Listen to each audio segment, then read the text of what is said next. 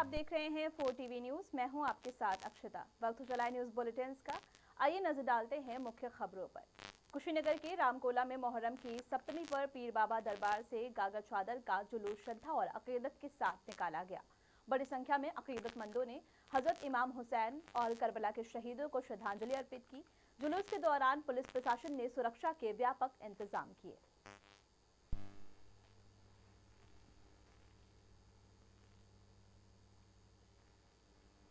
श्रावस्ती के जमुनहा तहसील क्षेत्र के महादेवा सलारपुर गांव में शमशान भूमि पर बने अवैध मकान को प्रशासन ने बुलडोजर से ध्वस्त कर दिया। ग्रामीणों की शिकायत और जनसुनवाई पोर्टल पर दर्ज मामले के बाद राजस्व विभाग ने कार्रवाई करते हुए सरकारी भूमि को अतिक्रमण मुक्त करवाया है। प्रशासन ने अभियान जारी रखने की बात कही।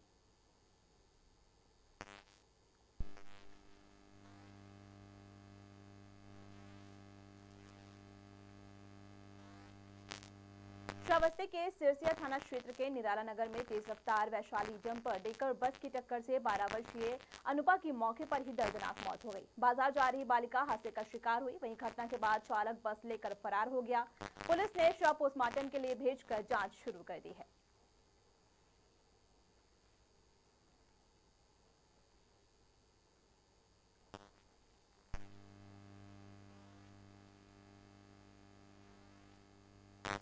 प्रयागराज में मोहर्रम की 7वीं तारीख पर हजरत इमाम हुसैन और करबला के शहीदों की याद में मातमी जुलूस निकाला गया। जुलूस में जुलजना और आलम के साथ बड़ी संख्या में अकीदतमंद शामिल हुए। वहीं जंजीरी मातम कर उन्होंने इमाम हुसैन की कुर्बानी को याद करते हुए अपनी अकीदत को गम का इजहार दिया।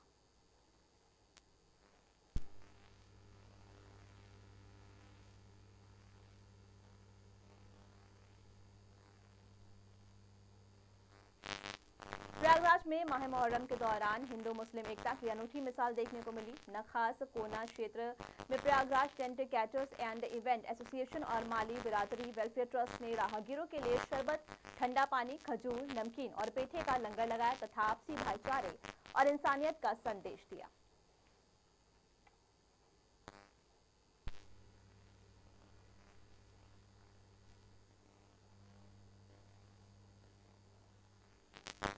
मुजफ्फरनगर में अधिवक्ताओं के एक प्रतिनिधिमंडल ने जिलाधिकारी को ज्ञापन सौंपकर नाजिया इलाही खान पर कथित आपत्तिजनक टिप्पणी के मामले में कानूनी कार्रवाई की मांग की है। अधिवक्ताओं का आरोप है कि कथित वीडियो से धार्मिक भावनाएं आहत हुई हैं। उन्होंने निष्पक्ष जांच और विधि सम्मत कार्रवाई की मांग करते हुए सामाजिक सौहार्द बनाए रखने पर जोर दिया है।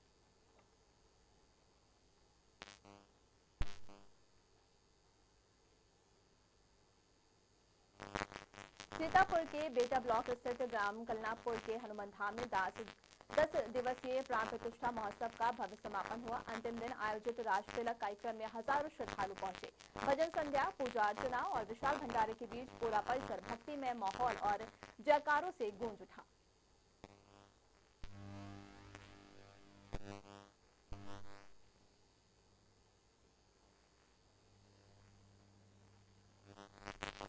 एटा में सिगरेट के पैसे मांगना एक चाय दुकानदार को भारी पड़ गया। दबंगों ने तमंचे के बल पर उसकी बेरहमी से पिटाई कर दी। पूरी घटना सीसीटीवी कैमरे में कैद हो गई है। वहीं पीड़ित की शिकायत पर पुलिस ने मामला दर्ज कर आरोपियों की तलाश शुरू कर दी है।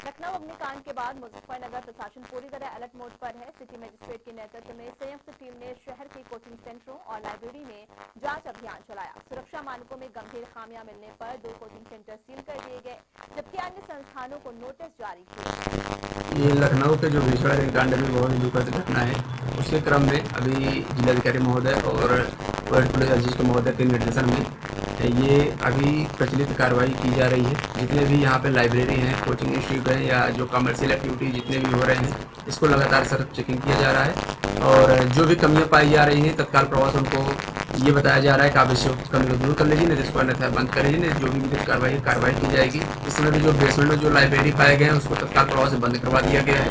जो भी हाई राइज बिल्डिंगें, कोचिंग इंस्टीट्यूट चल रहे हैं, उनके पास मानक के अनुरूप जो व्यवस्थाएं नहीं है, चाहे वो एग्जिट हो या अग्निशमन व्यवस्थाएं सुचारू रूप से चल रही है या व्यवस्थाएं नहीं है, उनको बताया जा रहा है, उनको नोटिस दे करके उनको बंद कराने की कार्रवाई की जा रही है और उच्च अधिकारियों को नॉलेज में डाल करके उनको सीलिंग कार्रवाई की आगे प्रक्रिया की जाएगी।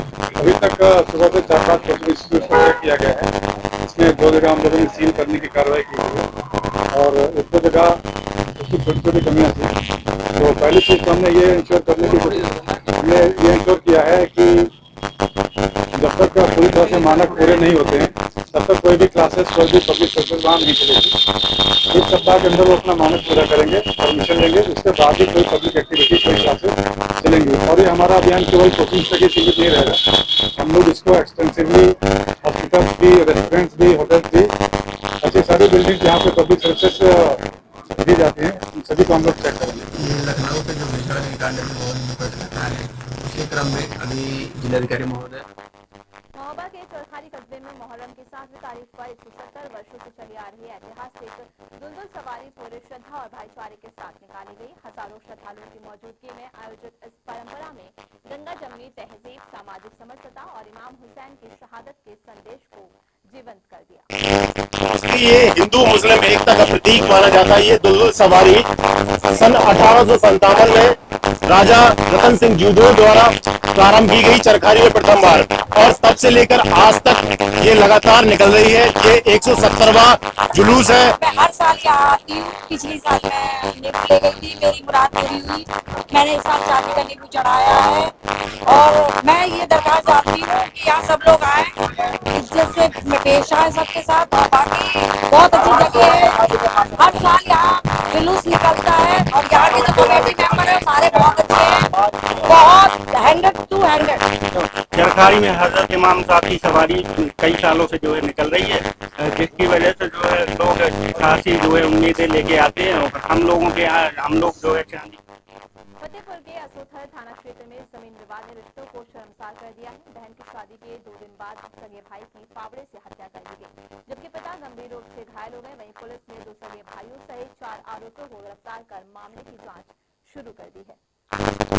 थाना सदर में गांव सरकंडी में एक विवाद हुआ, जिसमें जो मुख्य अभियुक्त है दशरथ निषाद, उसने और उसके सगे भाई कमलेश निषाद और दशरथ की पत्नी और उसके दशरथ के साले ने अपने ही पिता और अपने ही भाई पे फावड़े से वार किया।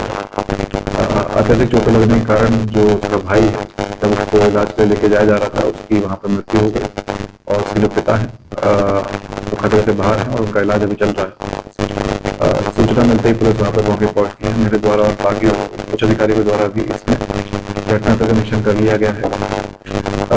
मुकदमा पंजीकृत करके इसमें जितने भी नामजद लोग हैं सबको हिरासत में लेकर इसमें अग्रिम कार्रवाई की जा रही है। थाना सदर में गांव सरकंडी में एक विवाद हुआ, जिसमें जो मुख्य अभियुक्त है दशरथ निषाद है, उसने और उसके सगे भाई कमलेश निषाद और दशरथ की पत्नी और उसके महोबा में देसी शराब ठेके के मुनीम से हुई लूट का पुलिस ने महज 12 घंटे में खुलासा कर दिया। मुठभेड़ के दौरान पुलिस की जवाबी कार्रवाई में 2 बदमाश घायल हो गए, जबकि कुल 4 आरोपियों को गिरफ्तार कर लूटी गई नकदी, हथियार और वारदात में प्रयुक्त बाइक भी बरामद कर ली गई है। पुलिस आगे जांच में ये हिंदू मुस्लिम एकता का प्रतीक माना जाता है। ये दुलदुल सवारी सन 1857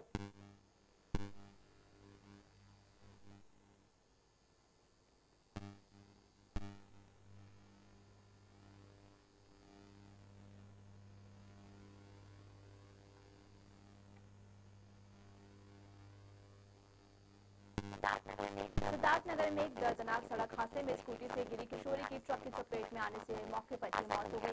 हादसा डुमरियागंज इटावा मार्ग का बताया जा रहा है, जहां पर शिवम गेस्ट हाउस के सामने हुआ। पुलिस ने शव को कब्जे में लेकर पोस्टमार्टम के लिए भेज दिया है और ट्रक को जब्त कर जांच शुरू कर दी गई है।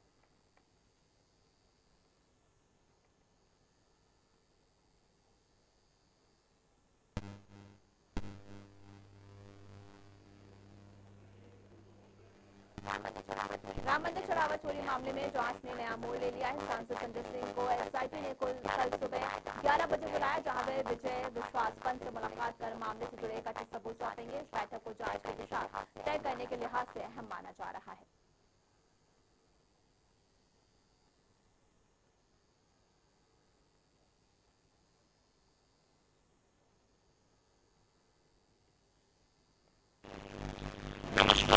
नमस्कार, जय हिंद, जय श्री राम। मैं प्रभु श्री राम के भक्तों को, इस देश के लोगों को और मीडिया के लोगों को जानकारी देना चाहता हूँ। कल यानी कि दिनांक 25 जून को 11 बजे एसआईटी के अध्यक्ष जो लखनऊ के मंडलायुक्त महोदय हैं, उन्होंने मुझे बुलाया है और प्रभु श्री राम के मंदिर से संबंधित जो चढ़ावे की चोरी हुई है, चंदा चोरी हुई है, जमीन घोटाला हुआ है, उसकी जांच जो एसआईटी कर रही है, उससे संबंधित कई कागजात मेरे पास हैं जो जमीन घोटाले से संबंधित हैं। वो सारे कागजात मैं कल एसआईटी के अध्यक्ष महोदय को सौंपूंगा। तो ये जानकारी मैं आप सबके साथ साझा करना चाह रहा था कि 25 जून को 11 बजे लखनऊ मंडलायुक्त के कार्यालय पर मुझे बुलाया गया है और मैंने समय भी मांगा था, तो मैं कल जाकर सारी जानकारी एसआईटी को दूंगा। लखनऊ के अलीगंज अग्निकांड के बाद एलटी और फायर विभाग का अभियान लगातार जारी है। हजरतगंज में सुरक्षा मानकों और भवन नियमों के उल्लंघन पर एलन कोचिंग सेंटर को सील कर दिया गया। उसके बाद टीम ने मोशन कोचिंग सेंटर पर भी कार्रवाई करते हुए गंभीर खामियां मिलने पर उसे भी सील कर दिया है। लखनऊ का अलीगंज में अग्निकांड में 15 बच्चों की मौत हो गई। उसके बाद एलडीए ने अपनी कार्रवाई तेज कर दी है। देखिए कार्रवाई है, यहाँ थाना पूर्ति है, लखनऊ का हलवासिया मार्केट में बड़ी तस्वीर आप देखिए। मोशन बिल्डिंग है और नीट जो है इसमें बच्चों को पढ़ाया जाता है, लेकिन अगर बात की जाए तो सीधी की कार्रवाई इस तरह से की गई है कि हम आपको तस्वीर के साथ साथ वहाँ पे दिखाएंगे। सीलिंग जो की गई है तो एक एलडीए की तरफ से एक पट्टी लगा दी गई है। पट्टी लगाने के बाद में वहाँ पे ताला करके नहीं लगाया गया। बिल्डिंग के ऊपर देखिए ये हिस्सा है, हालांकि ऑफिस जो है वो पूरा खुला हुआ है। और देखिए हम वहीं जा रहे हैं जहाँ पर कोचिंग सेंटर बनाया गया है। अवैध बिल्डिंग बताई जा रही है कि इसका नक्शा नहीं पास था। उसके बाद में आप देखिए ये बिल्डिंग जो है ये सील की गई है। देखिए अवैध निर्माण को लेके एलडीए ने ये बिल्डिंग सील की है। सबसे बड़ी बात यह है कि सीलिंग की कार्रवाई कैसे हुई है, ताले नहीं लगे हुए हैं, चैनल बोर्ड खुला हुआ है। एलडीए ने कार्रवाई की है, 2 बिल्डिंगों को सील किया है। सीलिंग की कार्रवाई सिर्फ जो है एक लाल कलर से लिख दिया गया है, उसके बाद में एक में यहाँ पे पट्टा लगा दिया गया है कि यह निर्माण अवैध है। लेकिन अगर बात की जाए तो गेट पे ताला लगा होना चाहिए था, गेट पे ताला नहीं लगाया गया। कोई भी आदमी आके इस पट्टी को हटा के चैनल खोल के अंदर जा सकता है।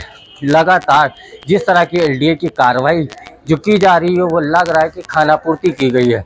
हलवासिया मार्केट में एलन जो कोचिंग सेंटर है उसको जो है वहाँ भी सीलिंग की गई है, लेकिन ऑफिस जो है दोनों के ही खुले हैं। और सीलिंग की कार्रवाई तो आप देख ही रहे हैं किस तरह से ये कार्रवाई की गई है। ताला खुला हुआ है, कोई भी आ जा सकता है। देखिए लखनऊ विकास प्राधिकरण लगातार सवालों के घेरे में रहता है। अक्सर लखनऊ विकास प्राधिकरण जो अपनी कार्रवाई करता है तो कहीं ना कहीं सवालों के घेरे में रहता है।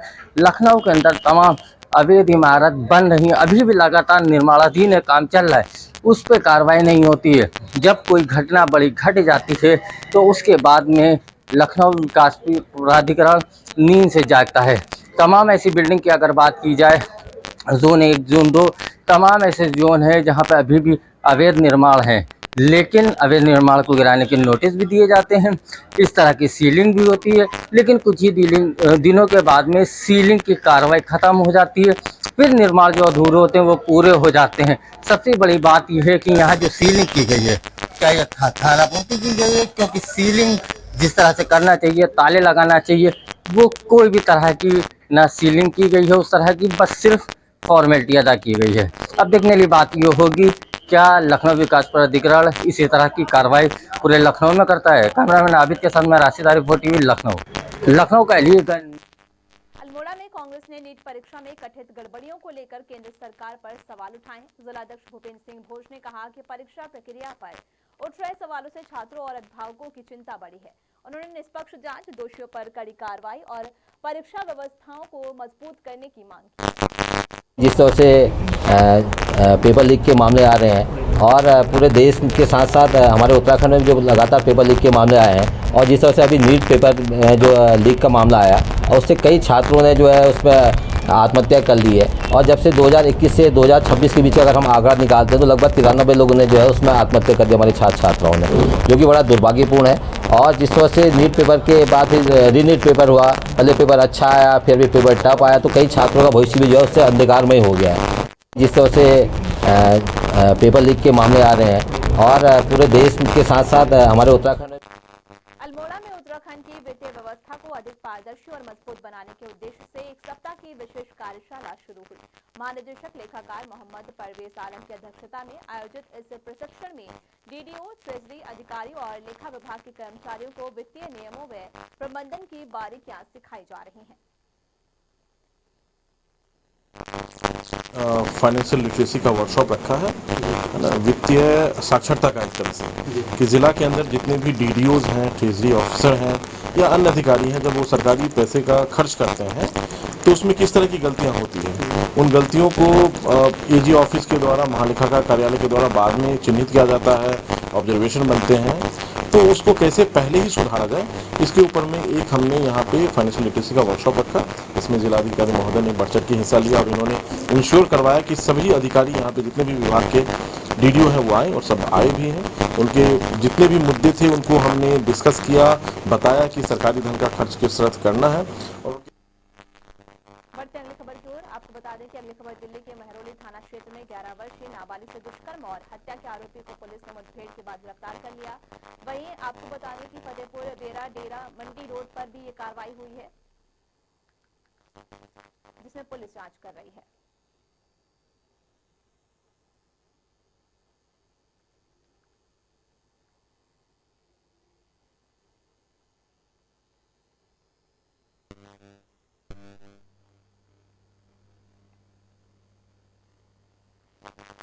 लखनऊ हादसे के बाद गाजियाबाद फायर विभाग अलग मोड में आ गया है। शहर भर के कोचिंग सेंटरों में विशेष जांच अभियान चलाए जा रहे हैं। निरीक्षण में कई संस्थानों में फायर सेफ्टी की गंभीर खामियां सामने आई है। वहीं विभाग ने नोटिस जारी की और लापरवाही पर कार्रवाई की भी चेतावनी दी। लाइब्रेरी इसका स्कूल का इसका अभियान हमने चालू किया है और इस समय हम लोग संयुक्त टीम के रूप में आरडीसी में चेकिंग कर रहे हैं, जिसमें तहसीलदार साहब है हमारे साथ, पुलिस से फोर्स आया हुआ है, साथ ही हमारे फायर स्टेशन का फोर्स है यहाँ पे।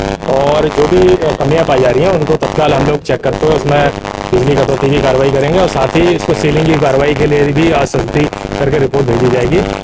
चूँकि ज़्यादातर कोचिंग सेंटर में देखा जा रहा है कि आउटडोर यूनिट उन्होंने सीढ़ियों में लगा रखे हैं, निकास मार्ग बाधित कर रखा है, छत पर ममटी लॉक कर रखा है, अंदर फायर के सिस्टम अधूरे हैं, इसी को देखते हुए चेकिंग की जा रही है। लाइब्रेरी इसका स्कूल का इसका अभियान हमने चालू किया है